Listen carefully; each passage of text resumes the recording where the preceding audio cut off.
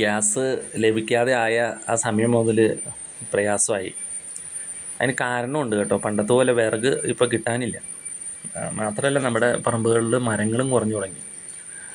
നമ്മുടെ മരങ്ങളെന്ന് വെച്ചാൽ വീടിൽ നിന്ന് ഇച്ചിരി അകന്നാണല്ലോ മരങ്ങളൊക്കെ നിൽക്കണേ. അപ്പോൾ തൊട്ടപ്പുറത്ത് വേറെ വീടുണ്ടാവും. ആ വീട്ടുകാർക്ക് കരിയിലയുടെ ബുദ്ധിമുട്ട് പറയും, മരത്തിൻ്റെ തടസ്സങ്ങൾ പറയും.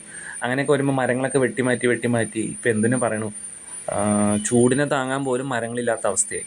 അതിൻ്റെ ഒരു ബുദ്ധിമുട്ട് വന്നതെന്ന് വെച്ച് കഴിഞ്ഞാൽ ഉണക്കവിറക് കത്തിക്കാൻ പോലും കിട്ടാത്ത സ്റ്റേജിലേക്ക് കേരളം മാറിക്കൊണ്ടിരിക്കുന്നു.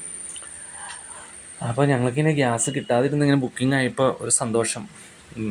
അപ്പോൾ ഞാനൊരു പോസ്റ്റ് ഇറക്കി, ഒരു പോസ്റ്റ് പോലെ ഒന്ന് ചെയ്തു എന്നുള്ളൂ. എന്തായാലും മരങ്ങളൊക്കെ നട്ടുപിടിപ്പിക്കുക, നമുക്ക് തണലും കിട്ടും, അന്തരീക്ഷത്തിൽ ചൂടിനെ തടയാനും കഴിയും. മാത്രമല്ല നമുക്ക് വീട്ടിൽ പാചകം ചെയ്യാം.